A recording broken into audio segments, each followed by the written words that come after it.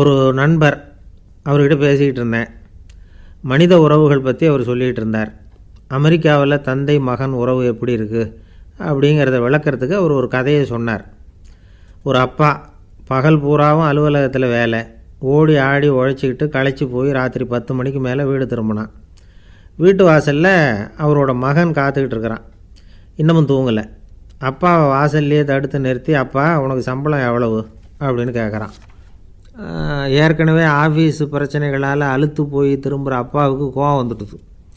என்னடா இப்படிலாம் கேளுன்னு உங்கள் அம்மா உனக்கு சொல்லி கொடுத்தாளா அப்படின்னு சொல்லிவிட்டு உள்ளே போய் சட்டையை கட்டி மாட்டிவிட்டு குளிச்சுவிட்டு மறுபடியும் வெளியில் வந்து உடையை மாற்றுகிற சமயம் அப்போ மறுபடியும் மகன் உள்ளே வந்து நிற்கிறான் அவர் முன்னாடியே.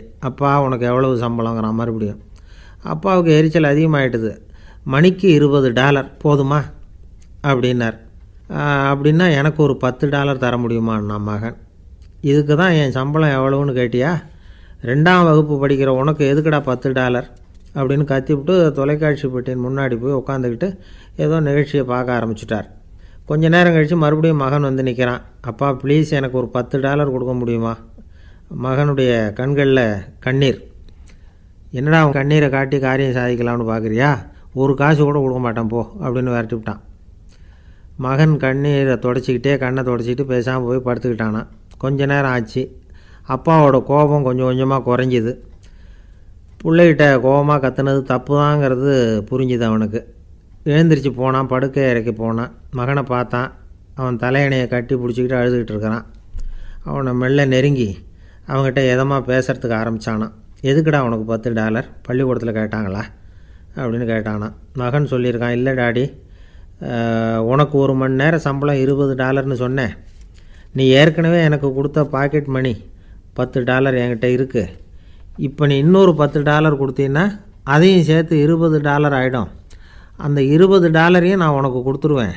அப்படி கொடுத்தா நீ என் கூட 1 மணி நேரம் செலவழிப்ப இல்லையா? அதுக்காக தான் $10 கேட்டேன் அப்படின்னு சொன்னானான். அந்த அப்பா கண்ணு கலங்கி போச்சான். ஆதரவோடு தன்னுடைய மகனை கட்டி பிடிச்சி அழ ஆரம்பிச்சிட்டாராம். இதுதான் நண்பர் சொன்ன கதை. அமெரிக்கா மட்டும் இல்லை, உலகம் பூராவும் இன்றைக்கி மனித உறவுகள் இப்படி தான் மாறிட்டுருக்கு. பெரியவர்கள் அறிவுரை என்ன தெரியுமா? உங்கள் குழந்தைகளிடமிருந்து குழந்தை பருவத்தை பிரித்து விடாதீர்கள் அப்படிங்கிறது தான். அதாவது இன்றைய குழந்தைகள் தங்கள் பிருந்தாவனத்தை இழந்து விடுகிறார்கள் அப்படிங்கிறது அவங்களுடைய கருத்து. இந்த நிலைக்கு நாம் காரணமாக இருந்துடக்கூடாது. குழந்தைகளோட விளையாடுவோம், குடும்பத்தோடு உறவாடுவோம் அப்படிங்கிறது தான் நம்முடைய நோக்கமாக இருக்கணும். இன்றைய உறவு முறைக்கு இன்னொரு உதாரணம் சொல்லுவாங்க. ஒருத்தர் வந்தாராம். அவர் பக்கத்தில் ஒரு சின்ன பையன். நாம் அவரை விசாரிக்கிறோம், யார் இந்த பையன் அப்படின்னா அவர் சொல்கிறார், இவன் எனக்கு தூரத்து உறவு அப்படின்னாராம். இந்த தூரத்து உறவுன்னா எப்படின்னு இருக்கான். இதுக்கு அவன் சொல்லியிருக்கிறான், இவன் எங்கள் அப்பாவுக்கு 8வது புள்ளை அப்படின்னானான். ஒரு ஊரில் ஒரு பெரிய ஞானி இருந்தார். அவர் படுக்கையில் இருந்தார். இன்னும் கொஞ்சம் நேரம்தான் அவர் இந்த உலகத்தில் இருக்க போகிறார். அவரை சுற்றி ஏகப்பட்ட கூட்டம். ஏற்கனவே அவருடைய உபதேசங்களை கேட்டவங்க பல பேர் அவரை சுற்றி நிற்கிறாங்க. அந்த ஞானி மெதுவாக கண்ணை திறந்து பார்க்குறார். எல்லாரும் அவருடைய கடைசி வார்த்தையை கேட்கறதுக்காக அவளோட காத்துக்கிட்டு இருக்கிறாங்க. அந்த ஞானி மெதுவாக பேச ஆரம்பித்தார். நான் என்னுடைய வாழ்நாள் பூராவும் உங்களுக்கு நிறைய போதனைகள் சொல்லிக்கிட்டு இருக்கிறேன். பேரானந்தம், மகிழ்ச்சி, தியானத்தன்மை இதை பற்றியெல்லாம் சொல்லியிருக்கிறேன். இப்போ நான் வேறு ஒரு கரைக்கு போய்கிட்டுருக்கிறேன். நான் இனிமேல் இந்த கரையில் இருக்க மாட்டேன். நீங்கள் நான் சொன்னதையெல்லாம் கேட்டீங்க, ஆனால் எதையும் நீங்கள் நடைமுறைப்படுத்தி பார்க்கல. எல்லாம் கேட்டதோடு சரி, அதோடு விட்டுவிட்டீங்க. அப்புறம் அதை தள்ளி போட்டுக்கிட்டே வந்துட்டீங்க. மேலும் அதை தள்ளி போடுறதுல எந்த பிரயோஜனமும் கிடையாது. இப்போ நான் போய்கிட்டு இருக்கிறேன். உங்களில் யாராவது என்னோட வர்றதுக்கு தயாரா அப்படின்னு கேட்டார். அவ்வளவுதான். யாரும் வாயை திறக்கலை. ஒரே மௌனம், சத்தமே இல்லை. ஒருத்தர் பார்த்துக்கிட்டே நிற்கிறாங்க. அந்த கூட்டத்தில் ஒரு ஆள் அந்த ஞானி கூடவே 40 வருஷத்துக்கு மேலே இருந்திருக்கிறான். அவனும் வாயை திறக்காமல் இன்னொருத்தன் முகத்தை பார்த்துக்கிட்டே நிற்கிறான். இந்த சமயத்தில் பின்னாடி நின்றுக்கிட்டு இருந்த ஒருத்தன் கையை தூக்கினான். ஞானி அவனை பார்த்தார். சரி, ஒருத்தனுக்காவது நம்மோட வர்றதுக்கு தைரியம் இருக்குது அப்படின்னு நினச்சார். ஆனால் அந்த ஆள் என்ன சொன்னான் தெரியுமா? ஐயா, நீங்கள் கேட்குறப்போ நான் உடனே எழுந்திருக்கல, கையை மட்டும்தான் தூக்கினேன். என்ன காரணம்னா, நான் எப்படி அடுத்த கரைக்கு சேர்றதுங்கிறது தெரிஞ்சுக்கிறதுக்காக தான். அந்த விவரத்தை மட்டும் இப்போ உங்ககிட்ட இருந்து நான் தெரிஞ்சுக்க ஆசைப்பட்றேன். ஏன்னா இப்போ நான் உங்கள் கூட வர்றதுக்கு தயாராக இல்லை. எவ்வளவோ காரியங்களை நான் இன்னும் இங்கே முடிக்க வேண்டியிருக்குது. வீட்டுக்கு ஒரு விருந்தினர் வந்திருக்கிறார், என்னுடைய இளைய மகனுக்கு கல்யாணம் பண்ணி வைக்கணும். அதனால் இன்றைக்கி உங்கள் கூட வர முடியாது. அது மட்டும் இல்லை, இப்போ உங்கள் கூட அடுத்த கரைக்கு வந்தால் திரும்பி வர முடியாதுன்னு வேறு சொல்கிறீங்க. அதனால் இப்போ நான் வரல. இன்னொரு நாள் நிச்சயமாக நான் வர்றேங்க, வந்து உங்களை சந்திக்கிறேன். அதனால் இப்போ நீங்கள் இன்னொரு தடவை எங்களுக்கு விளக்கமாக சொல்லணும். ஏற்கனவே பல தடவை சொல்லியிருக்கிறீங்க. தயவு பண்ணி இப்போ ஒரு தடவை சொன்னீங்கன்னா சௌகரியமாக இருக்கும். அந்த அடுத்த கரையை அடையிறது எப்படி, இப்போ ஒரு தடவை அதை விளக்கமாக சொல்லிட்டிங்கன்னா நல்லா ஞாபகப்படுத்திக்குவேன். அது சரியான சமயம் வர்றப்போ இது எனக்கு உதவியாக இருக்கும் அப்படின்னு நானா. ஆனால் உண்மை என்ன தெரியுமா, அந்த சரியான சமயம் வரவே இல்லை அப்படிங்கிறது தான் உண்மை. இப்படி அந்த கதை முடியும். இந்த கதை அந்த ஒரு ஆளுக்கு மட்டும் இல்லை, கிட்டத்தட்ட எல்லாருக்குமே அது பொருந்தும் அப்படிங்கிறாங்க விவரம் தெரிஞ்சவங்க. எல்லாருமே அந்த சரியான தருணத்துக்காகத்தான் காத்துக்கிட்டு இருக்கிறாங்களாம். அதுக்காக ஜோசியம் பார்க்குறாங்க, கைரேகை பார்க்குறாங்க, நாளைக்கு என்ன நடக்குங்கிற ஆவலில் எல்லோரும் காத்துக்கிட்டு இருக்கிறாங்க. ஆனால் அந்த ஒரு நாள் ஒருபோதும் வரப்போகிறதில்ல. நீங்கள் தள்ளி போடுறதுக்காக பல அர்த்தமில்லாத காரணங்களை தேடுறீங்க அப்படிங்கிறார் ஒரு ஞானி. காத்திருக்கிறதுலேயே நம்ம காலம் ஓடி போயிடுது. ஏன்னா இன்றைக்கி நாம் சிந்திக்கிறது நாளைக்கு நாம் சிந்திக்கிறது இல்லை. ஒவ்வொரு நாளும் ஒவ்வொரு மாதிரி போயிடுது. நாளைக்கு மறுநாளை பற்றியே சிந்திக்கிறோம். இப்படியே அது பாட்டுக்கு போயிடும். கரையை தொட்டு பார்க்குறது எப்போ, இதுதான் கேள்வி. நமக்கு வேண்டியப்பட்ட ஒருத்தர் ஒரு ரயில்வே பிளாட்ஃபாரத்தில் நின்றுட்டு இருக்கிறார். அங்கே இருக்கிறவங்ககிட்ட கேட்குறாராம், விசாரிக்கிறார், ஏங்க கிழக்க போகிற ரயில் போயிட்டுதுங்களான்னாராம். போயிட்டுதுன்னு இருக்கிறாங்க. கொஞ்ச நேரம் கழித்து ஏங்க மேற்க போகிற ரயில் போயிட்டுதுங்களான்னு கேட்டிருக்காரு. போயிட்டுதுங்களான்ருக்காங்க. அப்புறம் கொஞ்சம் நேரம் கழித்து மறுபடியும் ஏங்க 10:30 மணி வண்டி போயிட்டுதான்னு கேட்டிருக்காரு. தொடர்ந்து காலையிலேருந்து சாயந்தரம் வரைக்கும் இப்படி ஒரே இடத்துல நின்றுட்டு கேட்டுக்கிட்டே இருக்கிறார். இதை பார்த்துக்கிட்டு இருந்த ஒருத்தர் அவர்கிட்ட ஏங்க நீங்கள் எங்கே போகணும் அப்படின்னு கேட்டாராம். இவர் மெதுவாக சொன்னாராம், இந்த ரயில்வே லைனை தாண்டி அந்த பக்கம் போகணும் அப்படின்னாராம். ஒரு மனுஷனுக்கு 3 விதத்தில் கர்வம் உண்டாகிறதுக்கு வாய்ப்பு உண்டு. பணம், பதவி, புகழ். பணம் அதிகமாக வந்தால் கர்வம் வரலாம். பதவி பெருசாக வந்துட்டுதுன்னா கர்வம் வரலாம். புகழ் அதிகமாக போனாலும் கர்வம் வரலாம். இந்த 3 வகையான கர்வத்துக்கும் இடம் கொடுக்காமல் இருக்கிறாங்க பாருங்கள், அவங்க தான் சிறந்த மனிதர்கள். ஒரு பெரிய பொறுப்பில் இருக்கிறவங்களுக்கு கர்வம் வந்துடக்கூடாது. அப்படி வந்துட்டுதுன்னா அது எல்லாருக்கும் இடைஞ்சல். ஒரு ராஜா இருந்தார். அவர் ஒரு நாள் தன்னுடைய தலைநகரத்தை சுற்றி வந்துக்கிட்டு இருந்தார். ஒரு இடத்துல ஒரு அழகான நிலத்தை பார்த்தார். ஆஹா, இந்த இடத்துல நமக்குன்னு ஒரு மாளிகையை கட்டினா எவ்வளோ நல்லாயிருக்கும் அப்படின்னு நினச்சார். ராஜா நினச்சா அது முடியாத காரியமா? சரி, இந்த நிலம் யாருக்கு சொந்தம்னு விசாரிங்க அப்படின்னார் பக்கத்தில் இருந்தவங்கக்கிட்ட. அவங்கெல்லாம் ஓடி போய் விசாரித்தாங்க. அந்த இடம் ஒரு வயசான கிழவிக்கு சொந்தம், வயசான அம்மாவுக்கு சொந்தமாக. அந்த அம்மா தான் அதில் ஒரு குடிசையை போட்டு குடியிருந்துகிட்டு இருக்கிறாங்க. சரி, அந்த நிலத்துக்கு ஒரு விலையை நிர்ணயம் பண்ணி அதை அந்த வயசான அம்மாக்கிட்ட கொடுத்துருங்கோ அப்படின்னு உத்தரவு போட்டார் ராஜா. ஆனால் அந்த அம்மா, இது எங்கள் பூர்வீக இடம், இதை விற்க மாட்டேன் அப்படின்னு சொல்லிவிட்டுது. சரி, 2 பங்கு விலை கொடுக்குறோம்னு சொல்லி பாருங்க அப்படின்னாங்க. அப்படியே சொன்னாங்க அரண்மனை ஆட்கள். அதுக்கும் சம்மதிக்கலை அந்த அம்மா. இதை கேள்விப்பட்டதும் ராஜாவுக்கு கோபம் வந்துட்டுது. தன்னுடைய ஆளுங்களை கூப்பிட்டார். போய் அந்த குடிசையை பிரித்து எறிங்க, காசெல்லாம் ஒன்றும் கொடுக்காதீங்க அப்படின்னு கத்தினார். அவ்வளோதான். அடுத்த நிமிஷம் அரண்மனை ஆசாமிகள் போனாங்க, குடிசையை பிரித்து எரிஞ்சாங்க. அந்த வயசான அம்மா இருக்குது, அதுவும் அந்த இடத்த விட்டு துரத்தி விட்டாங்க. அந்த இடத்துல ஒரு அரச மாளிகையை கட்டி முடிச்சிட்டாங்க. அந்த வயசான அம்மா பாவம், ராஜாவே இப்படி பண்ணால் யார்கிட்ட போய் முறையிட முடியும்? ஒரு ஞானி இருந்தார், அவர்கிட்ட போய் சொன்னாங்க. அவர் இவங்க சொன்னதை கேட்டு மனசில் வச்சுக்கிட்டார். ஒரு நாள் அந்த ராஜாவே இந்த ஞானியை கூப்பிட்டார். புதுசாக ஒரு மாளிகை கட்டியிருக்கிறேன், வந்து பாருங்கன்னு. சரின்னு சொல்லி இந்த பெரியவர் ஒரு நாள் இந்த மாளிகைக்கு போனார். சும்மா போகல, ஒரு கழுதையையும் ஓட்டிகிட்டு போனார். கொஞ்சம் சாக்குகள், வெத்து சாக்கு, அதையும் எடுத்து கழுதை முதுகில் போட்டு கழுதையை ஓட்டிகிட்டு போகிறார். ராஜா பார்த்தார். அவருக்கு இது ஆச்சரியமாக இருந்தது. என்ன இது, மாளிகைக்கு வந்துட்டு போங்கன்னு கூப்பிட்டா கழுதை சாக்கு இதெல்லாம் கொண்டு வராரே, ஒன்றும் புரியலையேன்னு நினச்சார். எதுக்காக இதெல்லாம்னு கேட்டார். அரசருடைய தோட்டத்திலேருந்து கொஞ்சம் மண் எடுத்துகிட்டு போகிறதுக்கு ஆசைப்படுறேன், அதுக்கு நீங்கள் அனுமதி கொடுக்கணும் அப்படின்னார் இவர். இது என்ன வேடிக்கையான கோரிக்கையாக இருக்குது அப்படின்னு நினச்சார் ராஜா. இருந்தாலும் மண்ணு தானே கேட்குறாரு, எடுத்துகிட்டு போட்டுமே அப்படின்னு நினச்சார். சரி, நான் அனுமதி கொடுத்தார். அந்த பெரியவர் தோட்டத்துக்கு போனார், மண்ணை வெட்டினார், சாக்கில் போட்டு நிரப்புனார். ராஜாவை கொஞ்சம் கிட்ட வாங்கன்னு கூப்பிட்டார். இந்த மண் மூட்டையை தூக்கி கழுதையோட முதுகில் வைக்கணும், கொஞ்சம் உதவி பண்ணுங்கன்னார். ஓ பண்ணுறேனே அப்படின்னு சொல்லி ராஜா கிட்ட போனார். மூட்டையை தூக்கி பார்க்குறாரு, முடியல, திணறி போட்டார். இப்போ அந்த ஞானி பேசினாராம், அரசே, இந்த ஒரு சாக்கு மண்ணையே உங்களால் தூக்க முடியல, அந்த கிழவிகிட்ட இருந்து அந்த அக்கிரமமாக அபகரித்த இந்த தோட்டம் பூராவையும் சுமக்கணும்னு ஆசைப்படுறீங்களே, அது உங்களால் முடியுமா அப்படின்னு கேட்டாராம். ராஜா யோசனை பண்ண ஆரம்பித்தார். தன்னுடைய செயலுக்காக வருத்தப்பட்டாராம். அந்த வயசான அம்மாவை உடனடியாக வரவழைச்சார். தாயே, தப்பு பண்ணிட்டேன், என்னை மன்னிச்சுக்குங்க, இன்னையிலேருந்து இந்த மாளிகையும் தோட்டமும் உங்களுக்கு தான் சொந்தம் அப்படின்னு சொல்லிவிட்டாராம். போகிறப்ப இந்த உலகத்திலேருந்து எண்ணத்தை எடுத்துகிட்டு போக போகிறோம், அதனால் ரொம்பவும் அலட்டிக்க வேண்டியதில்லை, கர்வப்பட வேண்டியதில்லை அப்படிங்கிறது ஒரு பெரிய உபதேசம். ஒரு பெரிய மனுஷன் சாக கிடந்தார், ரொம்பவும் அழுதார். ஏன் அழறீங்க அப்படின்னு கேட்டாங்க சுற்றி இருந்தவங்க.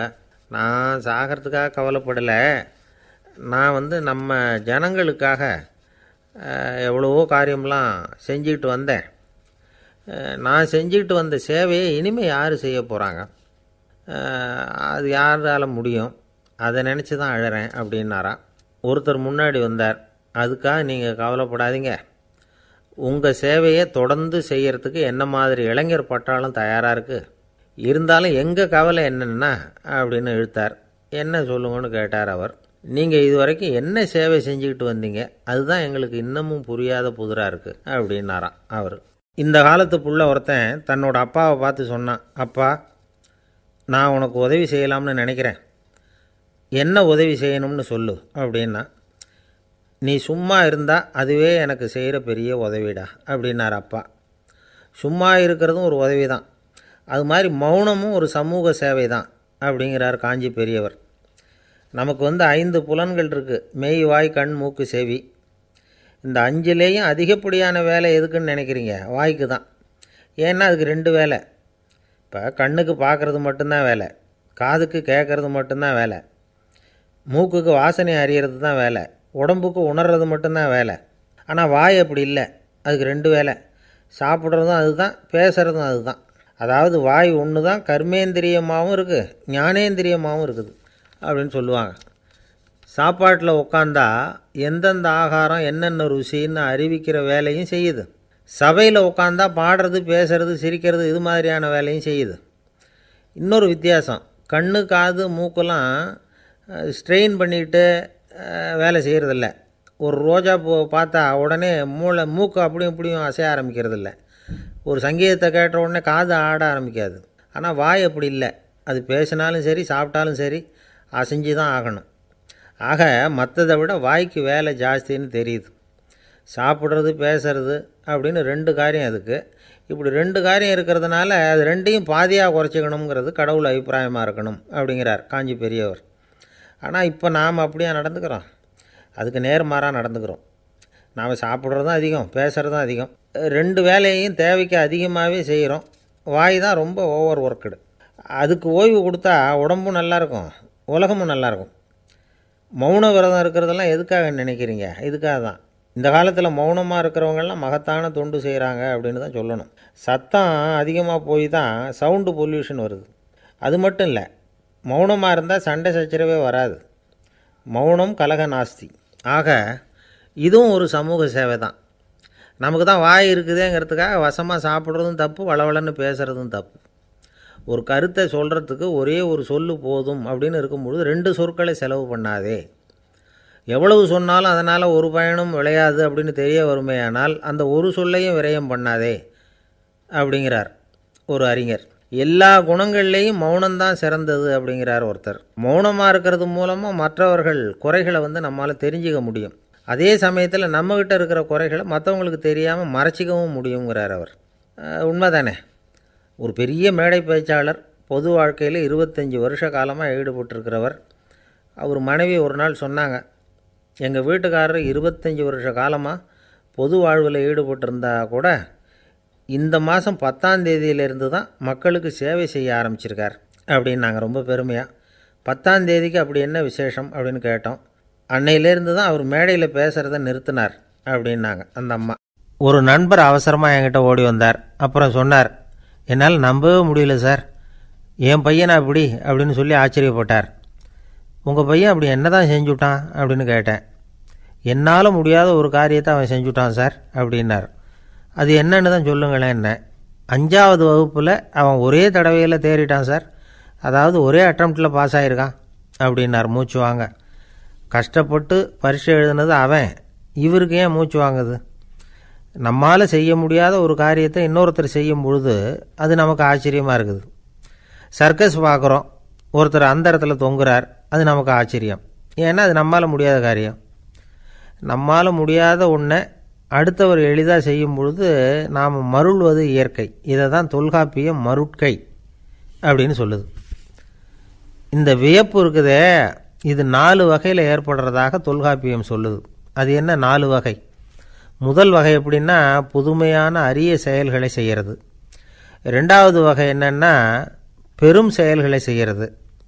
3வது வகை என்னென்னா மிக நுட்பமான செயல்களை செய்கிறது. 4வது வகை என்னென்னா ஆக்கம் தரும் செயல்களை செய்கிறது. புதுமை, பெருமை, சிறுமை, ஆக்கமோடு மதினம் சாலா மருட்கை 4 அப்படிங்கிறது தொல்காப்பியம். இன்றைக்கி விஞ்ஞானம் புதுசு புதுசாக எதையோ கண்டுபிடிக்குது. ஆரம்பத்தில் அது ஆச்சரியமாக இருக்குது, அப்புறம் அது நமக்கு பழகி போடுது. வானொலி பெட்டி புதுசாக வந்தப்போ ஒரு பெட்டி பேசுதுங்கிறது எவ்வளோ பெரிய ஆச்சரியம். இப்போ யாரும் அதை ஆச்சரியமாக பார்க்குறதில்ல. மதினம் சாலா மருட்கை அப்படின்னு ஒரு சொற்றொடர் வருது பாருங்கள், அதில் கருத்தாழம் உண்டு. எதை பற்றியும் போதுமான அளவு புரிந்து கொள்ளாத போது ஒருத்தர் ஆச்சரியப்படுறார். புரிந்து கொண்ட பிறகு ஆச்சரியம் மறைஞ்சு போடுது. மிக நுட்பமான செயல்களும் நம்ம ஆச்சரியப்பட வைக்கும். ஒரு அரிசியில் ஒரு திருக்குறள் எழுதி காட்டுறாங்க, ஒரு முட்டை ஓட்டுக்குள்ளே ஓவியம் தீட்டி காட்டுறாங்க. கருங்கல் சிற்பங்களில் எவ்வளவு நுட்பமான வேலைப்பாடுகளை எல்லாம் பார்த்து ஆச்சரியப்படுறோம். இது மாதிரி ஆக்கப்பூர்வமான அரிய செயல்களை செய்கிறது கூட வியப்பை உண்டு பண்ணும். குப்பை கூலங்களை கூட வாழ்க்கைக்கு பயன்படுகிற பொருளாக மாற்றுகிறவர்கள் இருக்காங்க, அவர்களுடைய செயல் வியப்பு அளிக்குது. இடைக்காட்டு சித்தர் பாடின 30 நூலில் வர்ற ஒரு பாடல், ஆற்றல் பிறர் அறிதலின் அகம் கிளர்வு உறுதலின் கற்று அறி பாணர் கெழுமிய கோடலின் தோற்றம் உருகவே போற்றல் சால் வியப்பே. ஒருத்தருடைய ஆற்றல் தெரியாமல் இருந்தது, அவருடைய அரிய செயலை பார்க்கும் பொழுது வியப்பாக இருந்தது, மனசுக்குள்ளே கிளர்ச்சி. பாவலர்கள் இவர்களுடைய புகழை பாடி மற்றவர்களும் தெரிந்து கொள்ளுமாறு செய்கிறார்கள் அப்படிங்கிறது தான் ஒரு யதார்த்தமான உண்மை. ஆக எல்லா வகையிலும் மக்கள் தங்களுடைய வாழ்க்கையில் முன்னேறுவதற்கான வழிகாட்டுகிற ஒரு மெய்ப்பாடு தான் வியப்புங்கிறது. இந்த காலத்தில் நம்ம எப்படியெல்லாம் ஆச்சரியப்பட வைக்கிறாங்க. ஒரு ஆளை பிடிச்சி ஜெயிலில் கொண்டு வந்தாங்க. ஜெயில் அதிகாரி அவனை ரொம்ப ஆச்சரியமாக பார்த்தாரான். இவன் கேட்டான், ஏன் சார் அப்படி பார்க்குறீங்க, நான் இப்போ இங்கே வர்றது உங்களுக்கு ஆச்சரியமாக இருக்குதா அப்படின்னு கேட்டிருக்கான். இதுக்கு ஜெயில் அதிகாரி சொல்லியிருக்கார், நீ இப்போ இங்கே வந்ததில் எனக்கு ஒன்றும் ஆச்சரியம் இல்லைப்பா, ஏற்கனவே நீ இங்கேருந்து விடுதலையாகி போய் 6 மாதம் ஆச்சு, இவ்வளவு லேட்டாக வர்றியே அதுதான் எனக்கு ஆச்சரியமாக இருக்குது அப்படின்னாராம். ஒருத்தர் ஒரு தவறு செஞ்சு விடுறாருன்னு வச்சுக்கோங்க, உடனே நீ செஞ்சது தவறு அப்படின்னு சொல்கிறது ஒரு வகை. அதுக்கு பதிலாக எது சரின்னு அவர் புரிந்து கொள்ள உதவி செய்கிறது இன்னொரு வகை. இந்த 2வது வகை இருக்குது பாருங்கள், நிர்வாக இயலில் இது ரொம்ப முக்கியம். அலுவலகத்தில் வேலை பார்க்குற ஒருத்தர் முக்கியமாக தெரிஞ்சுக்க வேண்டியது என்ன தெரியுமா? சக ஊழியர்கள்கிட்ட எப்படி பழகணும், மேலதிகாரிகள்கிட்ட எப்படி பழகணும், தனக்கு கீழே வேலை செய்கிறவங்கக்கிட்ட எப்படி பழகணும், வாடிக்கையாளர்கள்கிட்ட எப்படி பழகணும், இவங்க எல்லார்கிட்டையும் செம்மையான உறவை ஏற்படுத்திக்கிறது எப்படி, இதையெல்லாம் சொல்லிக் கொடுக்குற பாடம்தான் இன்டர் பர்சனல் ஸ்கில், திறமையான உறவு அப்படிங்கிறது. எந்த வேலையில் இருந்தாலும் சரி, இந்த உறவுகளை வளர்க்கும் திறன் உள்ளவங்க சீக்கிரம் முன்னுக்கு வந்துடுறாங்க. மற்றவங்க கிட்ட உறவை பலப்படுத்திக்கிறது எப்படி அப்படின்னு தெரிஞ்சுக்கிட்டோம்னா எந்த ஒரு தடையையும் சுலபமாக தாண்டி செய்கிற தொழிலில் முன்னுக்கு வந்துடலாம். ஹார்வர்டு பல்கலைக்கழகத்தில் ஒரு கணக்கெடுப்பு பண்ணி பார்த்தாங்களாம். பார்க்குற வேலையில் எது மாதிரி குணாதிசயம் உள்ளவங்க வேகமாக முன்னுக்கு வர்றாங்க அப்படின்னு தெரிஞ்சுக்கிறதுக்காக இந்த கணக்கெடுப்பு. வெவ்வேறு துறையில் வேகமாக முன்னுக்கு வந்திருக்கிற பல பேரை சந்தித்து இந்த சர்வேயை நடத்தியிருக்கிறாங்க. அவங்க கண்டுபிடிச்சி சொல்லியிருக்கிற உண்மை என்ன தெரியுமா? ஒருத்தர் ஒரு வேலையில் இருந்தால் அது சம்பந்தப்பட்ட சப்ஜெக்ட் பற்றிய அறிவு 35% இருந்தால் போதுமா. ஆனால் உறவுகளை வளர்க்கக்கூடிய திறன், இன்டர் பர்சனல் ஸ்கில்லு 65% வேணும். இப்படி உள்ளவங்க சீக்கிரம் முன்னுக்கு வந்துடுறாங்களாம். அதனால் ஒருத்தருக்கு வேலை சரியாக புரியலைன்னா கூட விவரமாக மற்றவங்கக்கிட்ட பழகிறது எப்படின்னு புரிஞ்சால் போதும், அவர் முன்னுக்கு வந்துடலாம். அலுவலகங்களில் மட்டும் இல்லை, எல்லா இடங்கள்லேயும் இது ரொம்ப முக்கியம். வீட்டுக்குள்ளேயும் இது ரொம்ப முக்கியம், வீட்டுக்கு வெளியேயும் இது முக்கியம். அடுத்தவங்கக்கிட்ட பழகிறது எப்படிங்கிறத தெரிஞ்சிக்காதவன் வாழ்க்கையில் முன்னேற முடியாது. இன்றைக்கி ஆயுதங்களால் காயப்படுத்தி கொள்ளுகிறவர்களை விட வார்த்தைகளால் காயப்படுத்தி கொள்ளுகிறவர்கள் தான் அதிகம். பெரியவங்க என்ன சொல்கிறாங்க தெரியுமா? நீங்கள் இந்த பூமியில் பிறந்ததன் அர்த்தம் பூர்த்தி ஆகணும்னா அடுத்தவங்களுக்கு உதவி பண்ணுங்க. அடுத்தவங்களுக்கு உதவி செய்ய முடியாவிட்டால் கூட பரவாயில்லை, ஆனால் யாரையும் புண்படுத்தி விடாதீங்க அப்படின்னு சொல்கிறாங்க. எனக்கு தெரிஞ்ச ஒருத்தர் ஒரு அலுவலகத்தில் வேலை பார்க்குறார். அவர் சொல்லுவார், எனக்கு இந்த இன்டர்பர்சனல் ஸ்கில் ரொம்ப அதிகம் சார். சக ஊழியர்கள்கிட்ட ரொம்ப சுமூகமாக நடந்துக்குவேன். என் கூட வேலை பார்க்குற ஒருத்தருக்கு ஏதாவது ஒரு கஷ்டம்னா அந்த சமயத்தில் அவர் செய்ய வேண்டிய வேலையை நான் செஞ்சுருவேன் சார் அப்படிம்பார். நான் அவர்கிட்ட சமீபத்தில் அப்படி ஏதாவது செஞ்சுருக்கீங்களா அப்படின்னு கேட்டேன். செஞ்சுருக்கேன் சார். போன வாரம் புதன்கிழமை ஆஃபீஸில் என் பக்கத்து சீட்டுக்காரருக்கு வயிற்று வலி. உடனே நான் மெடிக்கல் லீவ் போட்டுவிட்டு எங்கள் வீட்டுக்கு போயிட்டேன் சார் அப்படின்னார். ஒரு அம்மா தெருவில் உட்காந்து என்னத்தையோ தேடிட்டு இருக்கிறாங்க. அந்த அம்மா ஒரு சூஃபி ஞானி. அவங்க பேர் என்னென்னா ரபியா அல் அடாவியா. அந்த அம்மாவுக்கு கண் கூட தெளிவாக தெரியாது. அந்த பக்கமாக வந்த சில பேர் இவங்களுக்கு உதவி செய்கிறதுக்காக வந்தாங்க. என்ன தேடிட்டு இருக்கிறீங்க அப்படின்னு கேட்டாங்க. இதுக்கு அந்த அம்மா, அந்த கேள்வி அவ்வளோ முக்கியத்துவம் இல்லை, நான் தேடிட்டு இருக்கிறேன், உங்களால் முடிஞ்சால் எனக்கு உதவி பண்ணலாம் அப்படின்னாங்களாம். உதவி செய்ய வந்தவங்களுக்கு ஆச்சரியம். எதை தேடுறோங்கிறது தெரியாமல் இப்படி ஏன் நேரத்தை செலவழிக்கிறீங்க? நாங்கள் எப்படி உங்களுக்கு உதவ முடியும்? எங்களுக்கு ஒன்றும் புரியலையே அப்படின்ட்டுருக்காங்க. சரி, உங்களை திருப்தி பண்ணுறதுக்காக சொல்கிறேன். ஒரு குண்டூசி தொலைஞ்சி போச்சு, அதை தேடுறேன் அப்படின்னாங்களாம் அந்த அம்மா. அதுக்கப்புறம் இவங்களும் சேர்ந்து தேட ஆரம்பிச்சிட்டாங்க. கொஞ்ச நேரம் ஆச்சு, ஒன்றும் கிடைக்கல. உதவி செய்ய வந்தவங்களும் அழுத்து போட்டாங்க. அப்புறம் கேட்டாங்க, இதை பாருங்கம்மா, இது ரொம்பவும் பெரிய தெரு, அகலமான தெரு. அதனால் குறிப்பாக நீங்கள் எந்த இடத்துல அந்த குண்டூசியை தொலைச்சிங்க அதை சொல்ல முடியுமான்னாங்களாம். இதுக்கு அந்த அம்மா, நீங்கள் மறுபடியும் அர்த்தமில்லாத கேள்வியை கேட்குறீங்க, உங்கள் கேள்விக்கும் நான் தேடுறதுக்கும் என்ன சம்மந்தம்னாங்களாம். இதை கேட்டதும் அவங்க ஒரு மாதிரி ஆகிட்டாங்க. என்னம்மா நீங்கள் பைத்தியம் மாதிரி பேசுகிறீங்க அப்படின்னாங்களாம். சரி, உங்களை மறுபடியும் திருப்திப்படுத்துறதுக்காக சொல்கிறேன், அதை நான் எங்கள் வீட்டில் தொலைச்சுட்டேன் அப்படின்னாங்களாம்.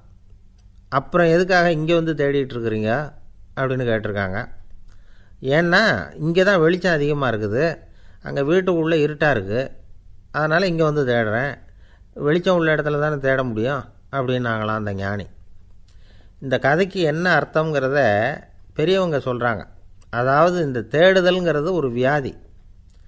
அது நம்ம சதா அலைய வைக்கும், பைத்தியமாக மாற்றுறதுக்கு முயற்சி பண்ணோம்.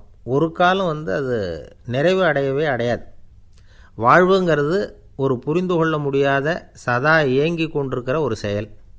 அதுக்கு ஆரம்பமும் இல்லை, முடிவும் கிடையாது. எதையோ தேடணும் அப்படிங்கிற உந்துதல் நமக்குள்ளே இருக்கும், ஆனால் குறிப்பாக எதை தேடிட்டு இருக்கிறோம் அப்படிங்கிறது புரியாது.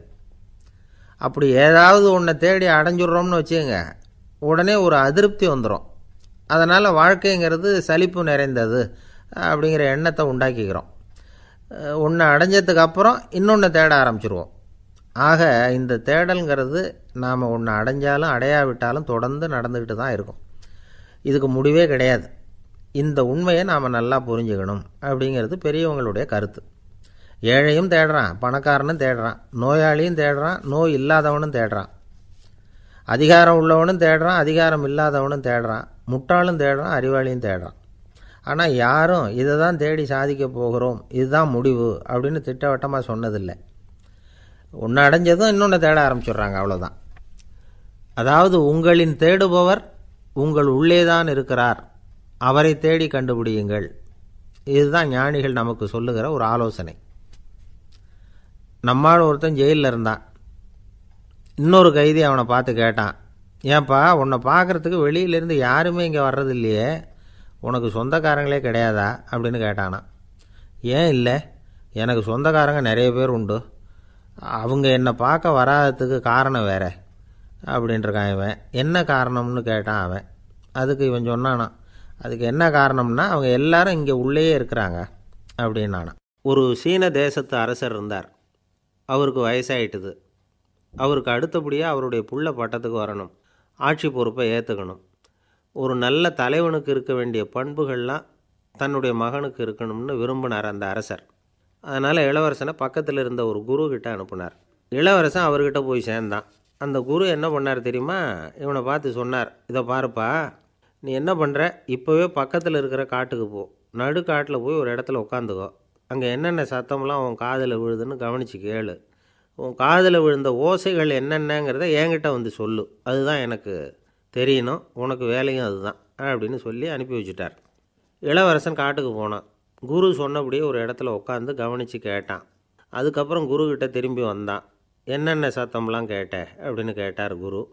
குருவே, காட்டில் நான் பறவைகள் சத்தம்லாம் கேட்டேன், மிருகங்களின் ஓசையையும் கேட்டேன், இதை தவிர இடி மின்னல் மழை இதுகளோட சத்தத்தையும் கேட்டேன் அப்படின்னா. குரு யோசனை பண்ணார், நீ இன்னமும் சரியாக கேட்கல, அதனால் மறுபடியும் காட்டுக்கு போ, கொஞ்ச நாள் தங்கியிருந்து கேட்டுட்டு வா அப்படின்னார். இளவரசனுக்கு ஒன்றும் புரியல. இருந்தாலும் குருவின் கட்டளையாச்சே, மறுக்க முடியுமா? உடனே அவன் மறுபடியும் காட்டுக்கு போனான். ஒரு இடத்துல உட்காந்தான். கொஞ்ச நேரம் உன்னிப்பாக கவனித்து கேட்டான். சில நாள் கழித்து குருக்கிட்ட திரும்பி வந்தான். குருவே, இந்த தடவை சில துல்லியமான சத்தங்களையெல்லாம் கேட்டான். தேனீ பறக்கிற சத்தம், நீரோடையின் மெல்லிய ஓசை, இதெல்லாம் கேட்டேன்னா. குரு சிரித்தார். நீ மறுபடியும் காட்டுக்கு போ, இன்னும் சில நாள் அங்கே இரு, முழுமையாக கவனமாக கேட்டுக்கிட்டு வா அப்படின்னு சொல்லி அனுப்பி வச்சுட்டார். இளவரசனுக்கு குழப்பம் அதிகமாயிட்டுது. ஒன்றுமே புரியல. மறுபடியும் காட்டுக்கு போனான். மௌனமாக ஒரு இடத்துல உட்காந்துட்டான். அப்படியே தியானத்தில் ஆழ்ந்துட்டான். சில நாளில் அவனுக்கு இதுவரை கேட்காத ஓசைகள்லாம் கேட்க ஆரம்பிச்சிட்டுது. இதைத்தான் நான் கேட்கணும்னு என்னுடைய குரு எதிர்பார்த்துருக்கிறாருங்கிறத புரிஞ்சுக்கிட்டான். உடனே குருக்கிட்ட ஓடனான். குருவே, இந்த தடவை காதுகளுக்கு கேட்க முடியாத சில ஓசைகளை கூட என்னால் உணர முடிஞ்சுது. பூ மலருகிற ஓசை, சூரியனால் பூமி சூடாகிறப்போ எழுகிற ஓசை, காலை பனித்துளி இந்த புல்லுலாம் குடிக்கிற ஓசை, இது எல்லாம் என்னால் நல்லா கேட்க முடிஞ்சுது அப்படின்னா. குருவுக்கு இப்போ தான் திருப்தி ஏற்பட்டு தான். இளவரசனை பார்த்து சொன்னார், இதை பாருப்பா, இப்போ தான் நாட்டை ஆளுகிற தகுதி உனக்கு வந்திருக்குது அப்படின்னு சொல்லி அதுக்கு விளக்கமும் கொடுத்தாராம். எந்த அரசன் தன்னுடைய மக்களின் எதையும் பேசுகிற மௌன மொழியை, மௌன வார்த்தைகளை கேட்குறானோ அவன்தான் ஆள தகுதி உள்ளவன். எந்த அரசன் தன்னுடைய மக்களின் உணர்ச்சிகளை உண்மையாக உணர்றானோ அவன்தான் முதன்மையான அரசன்.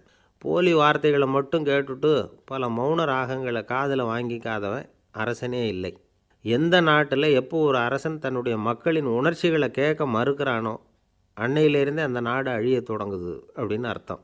இதுதான் அந்த குரு இளவரசனுக்கு போதித்தது. வாயால் பேசுகிறத மட்டும் கேட்டு ஏமாறக்கூடாது, உணர்ச்சிகளையும் கேட்குறதுல தான் மனப்பக்குவம் உண்டாகும். மக்கள் உணர்ச்சிகளை புரிந்து கொள்ளாத அரசர்கள் நீடிச்சிருக்க முடியாது. அது மாதிரி நாடுகளில் அடிக்கடி குழப்பம் தான் உண்டாகும். அப்படி இருந்தால் அடிக்கடி ஆட்சி மாறிக்கிட்டு இருக்கும். அப்படிப்பட்ட ஒரு தேசம், அங்கே ஒரு சிறைச்சாலையில் 3 கைதிகள் பேசிக்கிட்டு இருந்தாங்க. ஒருத்தன் சொன்னான், நான் இந்த நாட்டு ராஜாவை எதிர்த்து பேசிக்கிட்டு இருந்தேன், அதனால் என்னை பிடிச்சி கொண்டாந்து இங்கே போட்டுவிட்டாங்க அப்படின்னா ஒருத்தன். இன்னொருத்தன் சொன்னான், நான் இந்த நாட்டு ராஜாவை ஆதரித்து பேசிக்கிட்டு இருந்தேன், அதனால் என்னை பிடிச்சி கொண்டாந்து இங்கே தள்ளிவிட்டாங்க அப்படின்னா. அது சரி, நீ என்ன தப்பு பண்ண அப்படின்னு சொல்லி 3வது ஆளை பார்த்து இவங்க கேட்டாங்க. அதுக்கு அந்த ஆள் சொல்கிறான், நான் தான் இந்த நாட்டு ராஜா அப்படின்னானா. ஒரு ஆசாமி வேகமாக ஓடிக்கிட்டு இருந்தான். ஏன் இப்படி ஓடுறேன்னு கேட்டார் இன்னொருத்தர். அங்கே ஒரு ஆள் அடிபட்டு கிடக்கிறான், அதை பார்த்தேன், உடனே ஓடுறேன்னா. எங்கேன்னு கேட்டார். ஆஸ்பத்திரிக்குன்னா. ஒரு ஆள் அடிபட்டு கிடக்கிறத பார்த்தா உடனடியாக நாம் செய்ய வேண்டியது முதல் உதவி, அதுக்கப்புறம் தான் ஆஸ்பத்திரி. இன்றைக்கி விபத்துங்கிறது சர்வசாதாரணமாக நடந்துக்கிட்டு இருக்குது. வாகன விபத்து, வெடிகுண்டு விபத்து, தீ விபத்து, கட்டடம் சரியறது, பூகம்பம், இப்படி நிறைய நடக்குது. ஒரு விபத்தை பார்த்துட்டா நம்மளில் பல பேர் நமக்கு என்னத்துக்கு வம்புன்னு ஒதுங்கி போயிடுறதும் உண்டு. சில பேர் துணிஞ்சு கிட்ட போய் உதவி செய்கிறதும் உண்டு. அப்படி உதவி செய்ய நினைக்கிறவங்களுக்கு உபயோகப்படுற தகவல் இது. விபத்தில் காயமடைஞ்சவங்களை 3 பிரிவாக பிரிக்கலாமா. முதல் வகை கொஞ்சம் சீரியஸானது, உயிருக்கு உடனே ஆபத்து தரக்கூடியது. மூளை காயம், முகம், கழுத்து காயங்கள், இருதயம், நுரையீரல் காயங்கள், வயத்தில் உள்ளுறுப்பு காயங்கள், அதிகப்படியான இரத்தப்போக்கு, இதனால எல்லாம் பாதிக்கப்பட்டிருந்தால் அது முதல் வகை அப்படின்னு நாமளே மனசுக்குள்ளே முடிவு பண்ணிக்கணும்.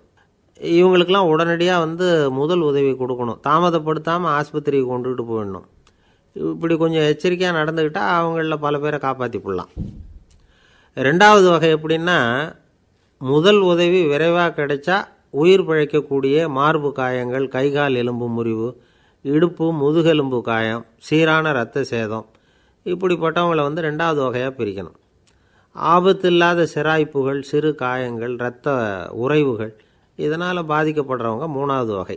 ஒருத்தர் தலையில் அடிபட்டு நினைவு விழுந்துட்டார்னு வச்சுங்க, அவருக்கு வாந்தி வர்றதுனால புறையேறி மூச்சு அடைப்பு உண்டாகும். இப்படி ஆகாமல் இருக்கிறதுக்காக தலையை ஒரு பக்கமாக சாய்ச்சி வைக்கலாம்.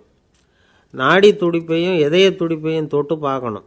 அது குறைஞ்சிருந்தாலும் சரி, நின்று இருந்தாலும் சரி, அவர் மார்பை நிமிஷத்துக்கு 80 தடவை உள்ளங்கையால் அழுத்தி இதய துடிப்பை மீட்கிறதுக்கு உதவி பண்ணணும். கழுத்தில் காயம்பட்டாலும் ஆபத்து அதிகம். கழுத்துக்கு அடியில் ஒரு துண்டை மடித்து வைக்கலாம். 2 பக்கமும் சின்ன தலையணை அல்லது துணி மடிப்புகளை வச்சு கழுத்தை அதிகமாக அசையாமல் பார்த்துக்கலாம். முதுகெலும்பு முறிஞ்சிருக்குமோ அப்படிங்கிற சந்தேகம் இருந்ததுன்னா அவரை அதிகமாக அசைய விடக்கூடாது. அதிகமாக அசைஞ்சால் தண்டு இடத்துல பாதிப்பு ஏற்பட்டு கைகால் விளங்காமல் போயிடும். அவரை ஒரு கனமான போர்வை இல்லைன்னா பாயில் படுக்க வச்சு 4 பேர் மெதுவாக தூக்கி மருத்துவ உதவிக்கு அனுப்பி வைக்கலாம். கையெலும்பு முறிஞ்சிருந்தால் முறிஞ்ச பாகத்தை உடம்போடு சேர்த்து அசையாமல் கட்டி போடலாம். கால் எலும்பு முறிஞ்சிருந்தால் மற்ற காலோடு சேர்த்து கட்டி போடலாம். முறிஞ்ச பாகம் தொங்காமல் பார்த்துக்கணும். அப்போ தான் வீக்கம் உண்டாகாமல் இருக்கும். வெட்டு காயம், குண்டடிப்பட்ட காயம், இதிலெல்லாம் ரத்தப்போக்கு அதிகமாக இருக்கும். ரத்தம் வெளியேற ஆபத்து அதிகம். சுத்தமான துணியை பல மடிப்புகளை மடித்து காயத்தின் மேலே வச்சு அழுத்தமாக ஒரு 10 நிமிஷம் பிடிச்சிக்கணும். ரத்தம் நின்ன உடனே காயத்துக்கு கட்டு போடலாம். சில சமயம் காயம்பட்ட பாகத்தை உயரமாக தூக்கி பிடிச்சிக்கிட்டா தான் ரத்த கசிவு நிற்கும். இந்த விவரங்களையெல்லாம் கொஞ்சம் மனசில் வாங்கி வச்சுக்கிட்டோம்னா சமயத்தில் உதவும். ஏன்னா இந்த காலத்தில் விபத்து எந்த ரூபத்தில் எப்போ வரும்னு யூகிக்கவே முடியல. நண்பர் ஒருத்தர் சொன்னார், நேற்றுக்கு பாருங்கள் சார், என் கண்ணு முன்னாடியே ஒரு சின்ன விபத்து நடந்ததுன்னார். என்னன்னு விசாரித்தோம். ஒரு பஸ்ஸில் வந்துக்கிட்டு இருந்தேன். அந்த பஸ்ஸில் பின்பக்கம் படி ஓரமாக நின்றுக்கிட்டு இருந்த ஒருத்தர் ரோட்டில் விழுந்துட்டார். டிரைவர் அதை கவனிக்கலை, நிறுத்தாமல் அவர் பாட்டுக்கு போகிறாருன்னார். கண்டக்டர் உடனே விசில் கொடுத்து பஸ்ஸை நிறுத்த வேண்டியது தானே அப்படின்னோம். அதுதான் சார் முடியாமல் போச்சுன்னார் அவர். ஏன்னு கேட்டாங்க. தவறி கீழே விழுந்ததே அந்த கண்டக்டர்